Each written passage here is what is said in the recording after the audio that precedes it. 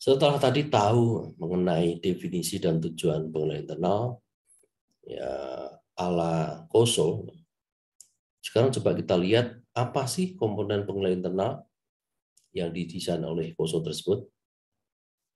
Nah, di gambar ini ada 5 sebenarnya. Yang pertama, control environment atau lingkungan pengendalian.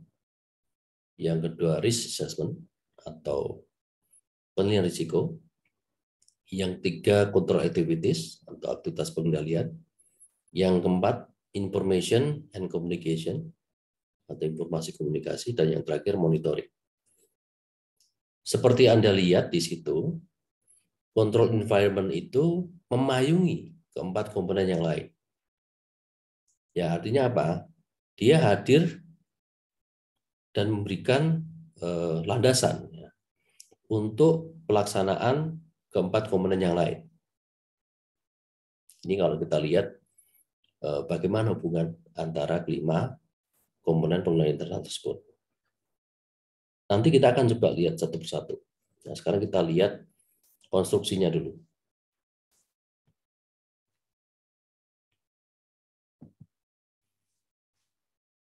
Nah, komponen pengendalian tadi bisa juga disusun dalam bentuk atau dalam kaitannya dengan elemen-elemen yang ada di perusahaan. Di sini bentuknya kubus kebetulan. Anda lihat di depan itu ada control environment paling atas, assessment, control activities, information communication, dan monitoring activities.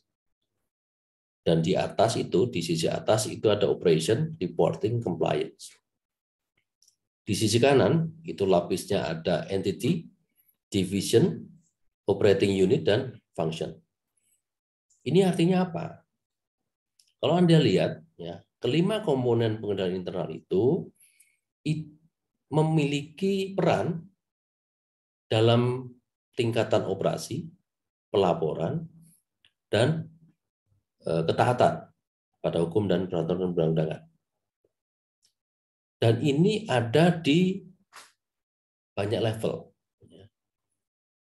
Baik itu di level entity, kemudian division, operating unit, dan function. Bahasa gampangnya apa?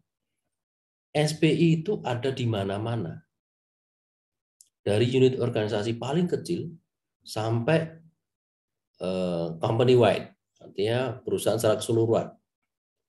Dan itu ada di lapis operasi, operating, dan compliance. Jadi kalau Anda melihat kubus itu, Anda akan paham bahwa ya tadi bahasa gampangnya SP itu ada di mana-mana. Kalau kita melihat personil, SPI itu harus dikuasai oleh manajemen paling tinggi sampai ke personil paling bawah terkait bagaimana mereka melakukan tanggung jawab masing-masing yang ada di perusahaan. Jadi artinya apa? Dari CEO sampai ke tukang sapu, mereka semua harus paham mengenai SPI dalam konteks masing-masing tentunya. Ini yang bisa digambarkan di mana sih kalau ditanya SPI itu punya peranan. Nah, kubus ini menjelaskan dengan sangat baik. SPI ada di mana-mana.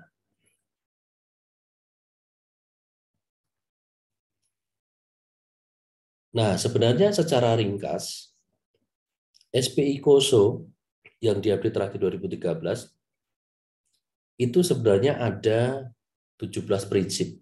Ya. Dan 17 prinsip itu tersebar di masing-masing komponen tadi. Mulai dari control environment sampai ke monitoring. Coba kita bahas satu persatu ya. Paling atas, ini adalah control environment. Definisi apa sih? Control environment itu adalah action, policies, and procedures. Aksi, policy, kebijakan, dan prosedur-prosedur yang mencerminkan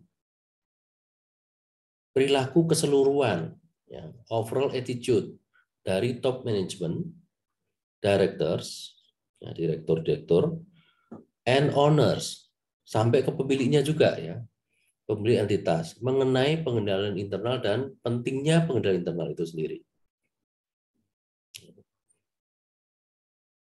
Jadi ini ya tadi dibilang pelandasi, kenapa? Karena ini harus dipahami ya oleh semua pihak ya, mulai dari pemilik sampai ke manajemennya. Dan yang dipahami apa ya, soal tindakan-tindakannya seperti apa, policy-nya bagaimana, dan prosedurnya apa saja. Nah, ini terbagi dalam 5 prinsip ya. Coba Anda lihat yang sebelah kanan ini. Kalau kita bicara mengenai control environment, maka pertama kita bicara soal integritas dan nilai-nilai etis. Integrity and ethical values.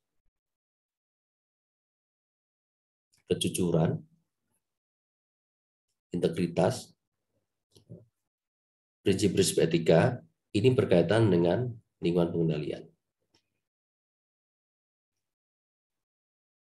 Kemudian yang kedua, berkaitan dengan partisipasi dari Board of Directors, Dewan Direksi, dan Komite Audit. Ini yang kedua. Yang ketiga terkait dengan struktur organisasi. Itu nanti juga akan mewarnai bagaimana lingkungan pengendali itu bekerja dalam perusahaan. Yang keempat mengenai komitmen to competence, komitmen kepada kompetensi. Jadi kalau kita bicara mengenai keahlian seseorang, keterampilan seseorang, ya, itu sebenarnya kita tidak lepas dari, atau kita sedang bicara mengenai lingkungan pengendalian. Dan yang terakhir terkait dengan accountability. Accountability itu kemampuan untuk mempertanggungjawabkan apa yang menjadi tanggung jawab setiap orang. Ya. Kemampuan untuk menjawab pertanyaan yang menjadi tugasnya. Ya. Soal accountability. Itu 5 prinsip terkait dengan control environment. Lapis kedua, risk assessment. Ya. Maksudnya apa ini? Apa yang dimaksud dengan penilaian risiko?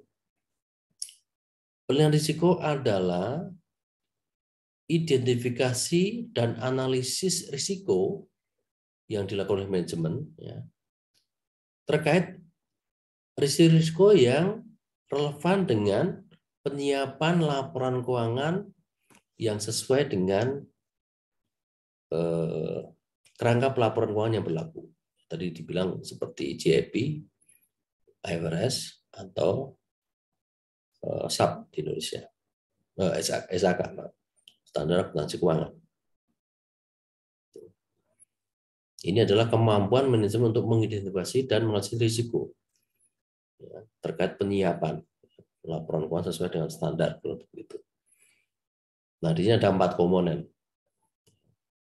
Yang pertama adalah bahwa manajemen memiliki tujuan yang jelas, have clear objective, agar bisa mengidentifikasi risiko terkait dengan tujuan tersebut. Punya tujuan dan tahu risikonya apa. Itu yang pertama. Kemudian menentukan bagaimana risiko itu akan dikelola. Kalau sudah mengidentifikasi berarti kan manajemen harus mengidentifikasi juga kira-kira risiko itu harus diapakan. Bagaimana cara menghindari? Bagaimana cara mengelola? Kemudian yang keempat, pertimbangan mengenai kemungkinan fraud. Ya, kalau Anda ingat bahwa fraud itu salah satu penyebab salah saji yang serius dibandingkan dengan error. Maka risk assessment ini punya urusan dengan itu. Maka kalau kita tanya apakah risk assessment yang jalan di suatu entitas, maka pertanyaan kita adalah bagaimana manajemen itu bisa mengidentifikasi risiko fraud dan bagaimana cara mencegahnya. Begitu. Lalu yang terakhir berkaitan dengan kemampuan manajemen untuk memantau perubahan-perubahan yang terjadi yang nanti mempengaruhi upaya perusahaan atau manajemen untuk mencapai tujuannya. Monitor changes. Lapis ketiga mengenai control activities atau aktivitas pengendalian. Apa itu? Control activities adalah kebijakan dan prosedur yang ditetapkan oleh manajemen untuk memenuhi tujuan pelaporan keuangan. Kebijakan prosedur ya, adalah protect pelaporan keuangan. Di sini ada 3 komponen, ada 3 prinsip. Pertama, mengembangkan aktivitas pengendalian yang dapat memitigasi risiko pada level yang dapat diterima. Ini pun kalau kita bicara risiko, kita juga tidak bisa secara mutlak menghilangkan risiko. Ya. Memitigasi itu artinya salah satu bentuknya adalah mengurangi risiko pada tingkat yang diterima. Tidak nol, tetapi cukup rendah yang dapat dikelola. Menghilangkan risiko sama sekali tidak mungkin. Maka di sini tugas perusahaan adalah membangun ya pengendalian yang dapat memitigasi. Mitigasi itu mencegah terjadinya risiko. Ya. Kedua, mengembangkan pengendalian umum atas teknologi. Nah, ini khusus ya spesifik karena teknologi ini menjadi bagian yang tidak terpisahkan dalam hidup organisasi. Kita tidak lagi berada di lingkungan yang manual. Itulah kenapa teknologi masuk secara khusus di dalam control activities. Nah, di sini tugas perusahaan atau manajemen adalah mengembangkan ya pengendalian umum untuk teknologi itu seperti apa. Nanti kita bicara itu. Apa itu pengendalian?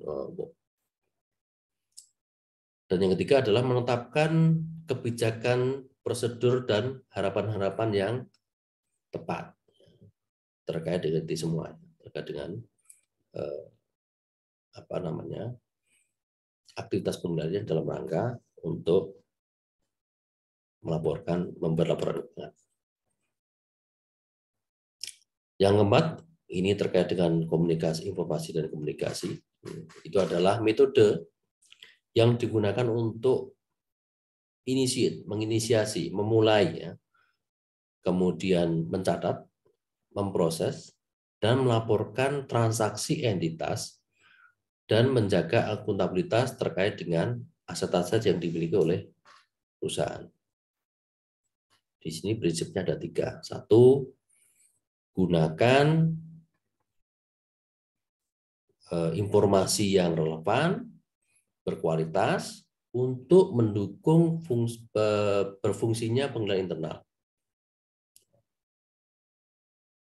Hindari informasi yang hoax misalnya. Informasi yang relevan dan berkualitas, sumbernya jelas, seperti itu. Kemudian yang kedua, mengkomunikasikan informasi secara internal, termasuk tujuan dan tanggung jawab untuk pengendalian internal. Tadi saya bilang bahwa komponen SP itu ada di mana-mana, dari atas sampai bawah. Nah, peran informasi komunikasi adalah tadi mengkomunikasikan tujuan-tujuan dan tanggung jawab untuk pengendalian internal, ya, secara internal. Ya. Kemudian yang ketiga, ini mengkomunikasikan dengan pihak di luar, eksternal ya, yang terkait dengan informasi yang relevan ya, dengan pengendalian internal. Jadi tidak hanya internal, tetapi juga harus secara eksternal, perusahaan juga aktif untuk mengkomunikasikan itu terkait dengan pengendalian internalnya. Ini juga ya komunikasi ini juga supaya pihak internal juga tahu bahwa kontrol yang ada perusahaan ini juga bagus atau punya rancangan yang sedemikian rupa ya, sehingga bisa mencegah fraud misalnya. Nah, yang terakhir ini adalah berkaitan dengan monitoring. Elemen ini berarti bahwa manajemen akan melakukan secara terus-menerus ya, dan secara periodik ya, penilaian atas pengendalian internal. ya, kinerja pengendalian internal untuk menentukan apakah pengendalian internal yang beroperasi ini pengendalian internal itu beroperasi sesuai dengan yang diharapkan atau perlu dimodifikasi memang apabila tidak perlu. Jadi monitoring ini terkait dengan SPI itu sendiri. Pemda harus punya, organisasi harus punya. Ya. Organisasi harus punya mekanisme untuk monitor pengendalian internal. Apakah masih relevan? Apakah cukup efektif? Atau apakah ada yang diperlukan untuk dimodifikasi? Maka yang di prinsip yang harus dilakukannya ada dua. Satu, melakukan evaluasi secara periodik. Evaluasi SPI tadi. Kemudian yang kedua, mengkomunikasikan ya kelemahan-kelemahan yang teridentifikasi pada pihak-pihak yang dapat memperbaikinya. Jadi ini dua hal ini perlu dilakukan supaya apa? Menjaga SPI tetap fit, begitu. Ya. Tetap itu berarti tetap efektif, tetap relevan. Ya. Nah itu kira-kira kalau kita bicara mengenai pengendalian internal seperti itu bayangannya ya.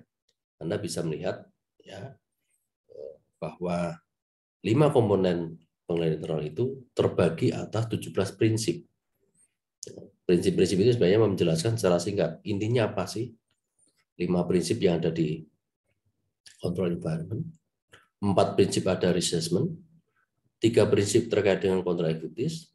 3 prinsip terkait dengan information komunikasi. Dan 2 prinsip terkait dengan monitoring. Nah, di sini auditor perlu tahu. Ya. Kalau boleh dibilang ya harus apal. Ya. Tipikal-tipikal pengendalian internal yang dilakukan oleh perusahaan. Nanti bisa bedakan ini apakah terkait dengan control environment atau risk assessment, control activities, information communication, atau monitoring.